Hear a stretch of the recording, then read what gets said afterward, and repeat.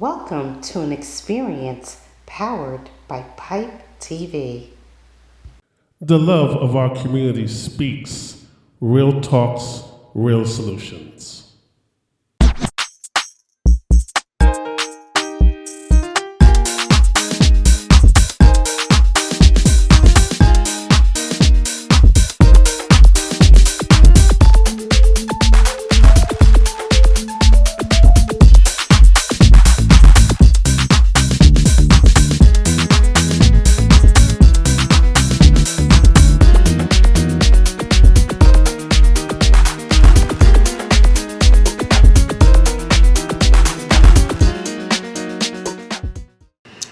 Welcome to the Love of Our Community Speaks.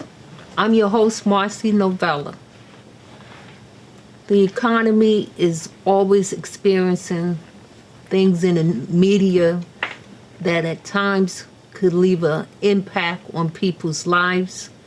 And we are, as a family, trying to make changes. This segment is about change.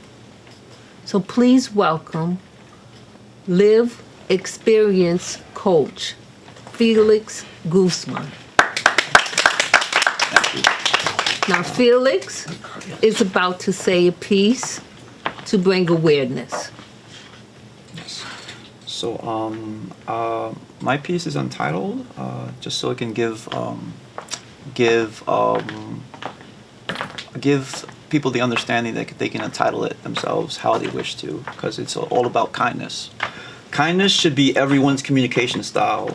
It should always be within reach and accessible. That means we choose to honor differences and learn how to build bridges to understanding and comprehension. Kindness is currency. Thank you. Now, that piece was done for the family of Jewan Cowans. Please welcome the family of Jewan Cowans.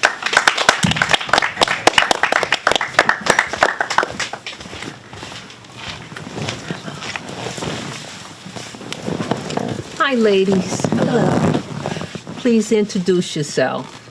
Hi, I'm Jennifer Redwood. I'm Jewan Cowan's mother. Hi, I'm Yaminequa, and I'm Jewan Cowan's aunt. And Felix is here for support. Okay. Your son had a bad experience in Virginia that we need to share with our audience. Could you please tell us what happened? So, on the date of October 20th of 2023, my son had a crisis where he elopes. He sometimes elopes. And this particular time, he eloped from my husband and myself. And we notified the police because that's our protocol. He's a part of Project Lifesaver. So whenever my son does elope, we'll get support from the police department in locating and tracking my son. Can you please tell what's the meaning of elope for our audience? So elope is just basically running away or like removing himself from his parents. So my son has autism. He's currently 17 years old. He does not have any awareness of safety. So at this particular time on that day, he eloped and went to someone else's property. He thought that he was at my mom's house, but he ended up on someone else's property. As far as the exact details, we don't really know. And that's why we're here to bring light to the story to get some answers about what took place. But ultimately, my son was shot multiple times up and down his body. He almost lost his life. And it's just devastating. It's sad, and I really do appreciate that piece on kindness, because had that person who had the gun showed a little compassion, showed a little bit of kindness, they would have realized that my son had autism. They would have realized that my son was disabled and he may not have been shot. I just thank God that he is alive today, but that story could have went so many other different ways. I'm so sorry. Does your son, can he articulate exactly what happened? He does not. My son has the mental capacity of a third grader. And what's sad about this story is, in order for the police that investigated, they labeled my son as a person who was robbing the person's home. My son, that day, he had on flip-flops. He had on short pants. It was a fairly nice day. He had sunglasses and a yellow hat and a marina. So my son didn't have an iPhone with some Blue Beats headphones. My son didn't have the capacity to even put together a plan like that. He doesn't even have the equipment to even pursue something of that. So that hurts me a lot because they labeled my son as a burglar, and he was in crisis. Had the homeowners called 911, they would have known because the Petersburg Police Department dispatched in the local area, and he was shot in Prince George, which is the next city over. They would have known that there was an autistic child in crisis in the area, and he wouldn't have been shot. That was my next question to you because with autism, the law is trying to change where the police department and the community is aware that someone has this condition in the area. How were you able to communicate that with the police department prior to this incident? So I'm a very proactive parent. I knew, once I found out that my son had autism, I knew that this was going to be a lifelong journey. So for me, I always involve the police department. That's always my first call, because if my son does elope, which he does have a problem with eloping, I have the police who is aware of my son. They know him, they're familiar. He's familiar with them, so he feels safe and comfortable to go to them. He won't shy away. And Project Lifesaver is also a program with the police department. It's like an ankle bracelet. So whenever he's away, let's just say away from the home, they can track his location. And not only that, like, I work with a lot of the community-based autistic programs like Autism Society, Autism Speaks, to keep me updated on what's the policies and procedures in the area and things that I can do and advocates that I could look forward to help my son when he's in crisis, and even training for me as a parent. Yes. Sounds like you did your due diligence Yes, to make ma'am. sure that everybody know the condition of your son. Yes, ma'am. And considering that, do you have any character witnesses that could speak on his behalf, that could support you in the neighborhood that you live in? Because to me, as a parent, I'm looking and I'm seeing this as once you put out that he committed a crime, there should be somebody there to show that he's not capable. And sometimes that might have to come from someone that's not family. Did you get your community involved with letting them know what kind of person your son is?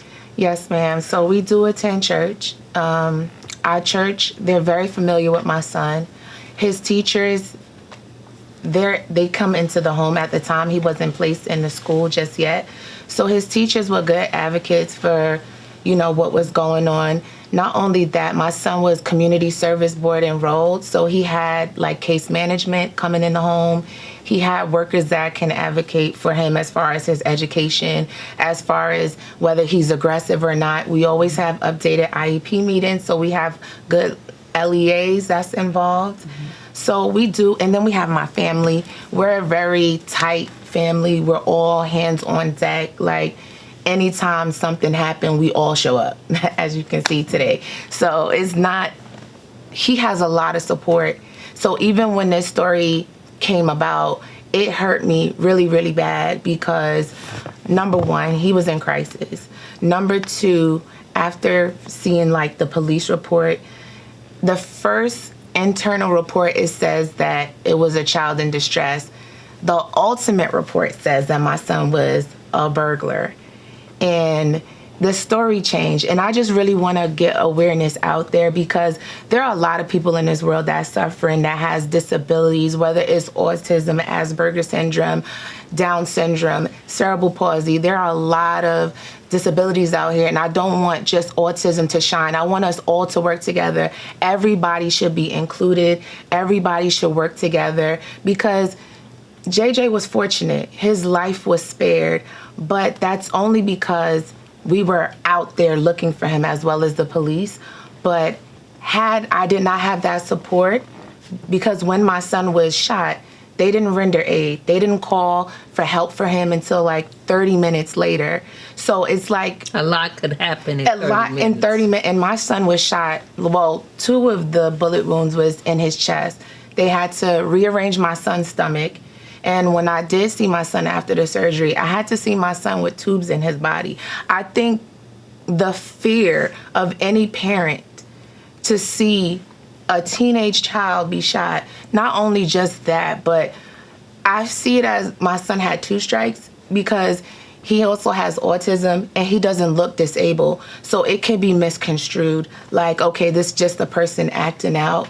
And then also he is African American. By all means, this is not a black and white situation. This is a reality situation. So for me, that was my biggest fear, is for one of my teen sons to get shot. And it happened. So I just want to bring awareness. Yes, ma'am. When we come back, we're actually going to meet your son and have a conversation with him. Marcie Novella, the love of our community, speaks. Stay tuned.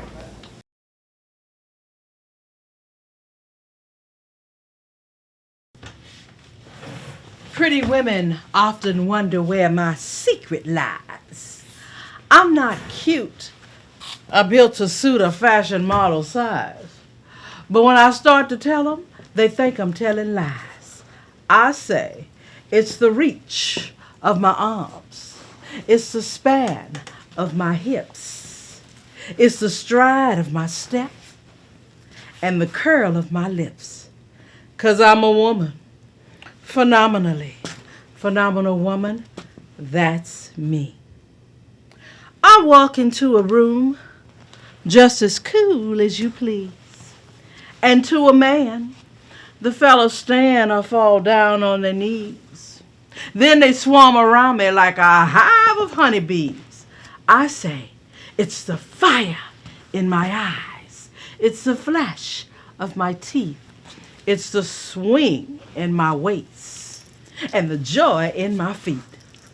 'Cause I'm a woman, phenomenal woman, that's me. Now, men themselves have often wondered what they see in me. They try so much, but they cannot touch my inner mystery. And when I try to tell them, they say they still can't see. I say, it's in the arch of my back. It's in the sun of my smile. It's in the ride of my breasts and the grace of my style. 'Cause I'm a woman. Phenomenal woman, that's me. Now, you understand just why my head's not bowed. I don't shout or jump about. I have to talk real loud. But when you see us passing,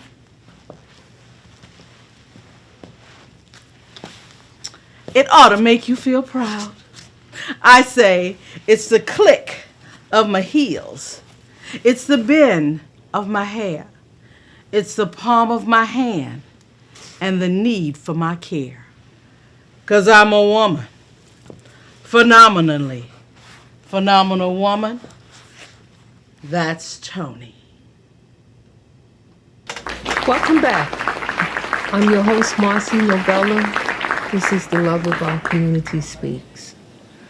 We brought back Jewan, a.k.a. JJ, Clipperboard. and his family. Yes. We have his mom. Say your name, Mom. Jennifer. And grandma, Lauren. auntie, Yaminequa or Jasmine. and Felix. Felix. Yes. So everybody is here to support. And JJ, do you remember when you got shot? Yes, Can you tell us what happened to you? I'm hurt in my stomach. Yes, your mom did say your stomach was hurt. How are you feeling today? Happy. Do you feel pain? Yes. Does it hurt still? Yes. Wow. JJ, Yes. how old are you? 18. 17. 17. Okay. 17. So as we could see, JJ is on the spectrum, and in my opinion, I don't see that he's capable of being harmful to anyone. I spent most of the day with JJ today, and he didn't disturb anybody. He doesn't show signs of a person that would hurt anyone. So, Mom, just would like to ask you, what are your concerns moving forward? How can we help you as an audience? I'm just looking for support in any way, legal support. The case is about to be closed completely in October of this year. So any lawyers that could assist with me with clearing my son's name. I'm just looking for support to bring awareness about autism and to just inform the community that, you know, our children are out here just to be kind, just to be considerate, and just take a second thought. Like, you never know what somebody is going through. Like, my son was in crisis that day, and just somebody calling 911 just to intervene and helped him would not have put my family through all of this. It would not have put me, you know, through all of this. I still have nightmares because I don't know the level of my son's understanding of what happened. And, you know, I just want any help with any services, any help from the community, even if it's emotional support. I just want that for my family. And hopefully this video can touch more people so you can get that support. You know, I forgot to ask you, when you did your findings, did JJ do any property damage? No, ma'am. To the people that shot him? No. Was there anything out of the normal that you could see? So the funny thing is, like, when it took place and the woman finally called 911 after my son was laying on the ground for over 30 minutes, they asked her, was he aggressive? She said no. They asked her, well, what happened? She said that he was in her room and he was polite and asking her how she was doing and how was her day. And then she just ran out the house. So nobody was in no harm's way. And that's what was strange to me, that her husband decided to play Batman and grab his gun and go in the house and just basically shoot my son down. Like, my son has grazed bullets up and down his body. He said in a police report that he shot my son once. My son was shot multiple times. So to me, that kind of stood out and why I want to get the story out there, because not only to clear his name, because even the victims unit can offer us services because of the police report saying that he was a burglar. So we're trying to get that reversed. That's why we need help with legal support. But to hear the wife testimony before her husband shot my son that he was not aggressive is just like, well, then why did he get shot? Why didn't you call 911? And as far as the aftermath, what health conditions are he experiencing today? He has GI issues. He has, we have to have his food cut up, and he has to eat slowly and do breathing treatments because sometimes his acid reflexes, like I stated in the beginning, they had to reline the shape of his stomach. They had to flip it upside down and sew it together because the bullet went through and through his stomach. So just some GI issues, but we have medication to like help with that. And sometimes he'll say like, near the incision site, he'll feel pain. But I just thank God it's not all the time, but it does happen. JJ, Yes. just want you to know that the audience here, we love you. Okay. And we want you to know that we are here for you. Any feedback, Grandma, that you can share with the audience? What is your point on this? My point is that I just thank God that my grandson's okay, that people need to be more educated on autism and be more educated that people are different and have different issues. Everyone is not the same, but everyone has a disability. No one is better than the next. And just that we get justice for JJ, just to find out exactly what happened to my grandson, because he cannot say what happened to him. Just justice for my grandson. That's all I ask. Auntie? Kind of like the same thing that they're speaking of. Just to get, because even to this day, we still don't have the full story or scope of what exactly happened. And if you go through the evidence that we did receive months later or so, like, things are not adding up onto what actually happened to JJ.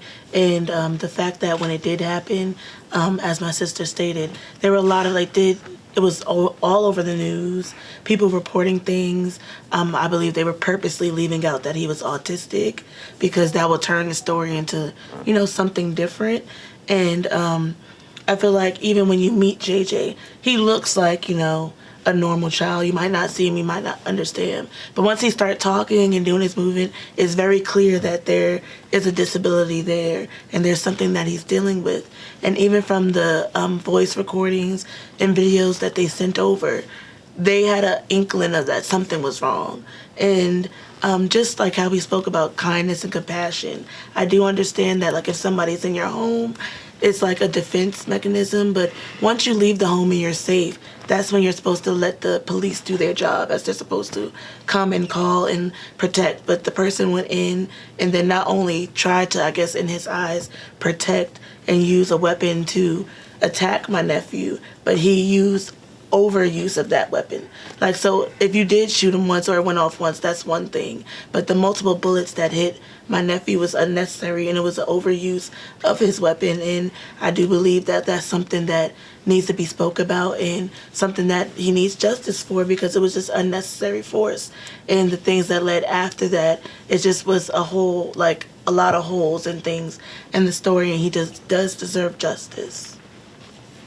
Now, we just want to remind our audience, when is the time period you have before this case closed? So it's officially closed, and we cannot reopen it on October 20th of 2025. And what state do you live in? Virginia. So would you need a Virginia lawyer, or what assistance do you need? Can that be something that could be done in other states? What is the circumstances? I do want other states to get on board and get involved, because there are autistic children around the area. I do, however, need a attorney for my son, because this person has to be a criminal and a disability attorney for my son to get this overturned in the state of Virginia. And, any legal services, any services of support will be best. Well, thank you so much for sharing your story. Now, Felix, any final words from you? I just wanted to actually go ahead and center kindness once again. Kindness as a communication style, kindness as a philosophy, as currency, but also understanding that also means that we all learn how others communicate, how others might be in crisis and might need assistance and help. How do we actually keep one another healthy, safe? We do so by learning every which way possible how we can communicate differences, and making sure that differences are also seen as just communication of variances or diversity, right? And I think that when we look at disability, that can be a huge spectrum in itself. There's social disabilities, there's neurodivergence, there's mental health. But if you center kindness and just center communicating through kindness, that's always going to be a way to move into a space where we honor one another by learning how we communicate to keep one another at peace and also safe. Okay. Thank you for that. Can you share your social media or your contact information to the audience so they will know how to contact you? So I'm on social media, but because of everything, you can. Can we email you? Yes. So my email is jenniferdatchison@gmail.com. That goes directly to me. That's Say my it one best more form of time and contact. spell it out for us. Sure. It's Jennifer. It's JENNIFER. D is in David. Atchison, ATCHISON @gmail.com. Okay. I want to thank you for that information. Please reach out. They have a time frame and we need your help. We need everyone to be kind by just being encouraging and supporting the family. JJ, Yes. thank you so much for telling your story. Okay. And thank you, family, for embracing him and showing him You're welcome. that we are here to help. I want to thank everyone for watching. I'm your host, Marcie Novella. #Alvin Represents. Please help the family and help them to have closure. Once again, thank you. Yay. Clipboard, like, in the studio. Where do you see the clipboard?